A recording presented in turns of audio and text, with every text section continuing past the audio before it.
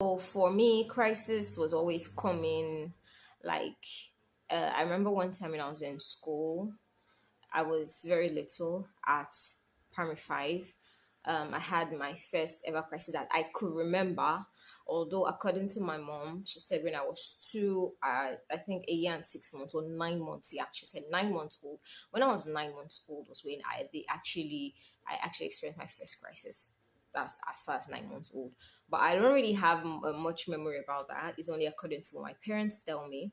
But when I was little, when I was in primary school, that was primary five, I had my first ever crisis. It came in with malaria, different things, and it came. I also grew in height a little. Not if I'm tall, I'm short. Don't worry, but I was really short then. It came at least I grew a little bit taller again, but it was really terrible because the only good thing was I was able to write my primary five exam, common entrance. I forgot what they call it, my common entrance.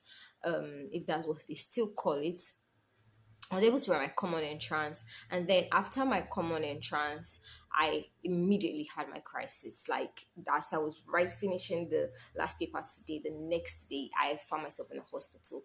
It was really not funny. That was the first time I remember asking my mom what's going on because I've always known I was different. Like I knew because I could see it in the way I my parents acted towards me when it came to treating me between myself and my sister. I'm looking for English. Between myself and my sister, I will always say the treatment was different. The way they acted towards me was different to the way they acted towards my sister. My sister is always like a tomboy and she's always bubbling and she can't look for trouble. But I was more quiet, I was more reserved. And they were always telling me to be careful, don't play too much, don't do this, don't do that. Like my parents always cautioning me to not do this. And I was so lucky because my mom then did not really, I think they just didn't really know how to explain it well to me. The only thing I knew was that they just told me that, okay, you kind of are a little bit different.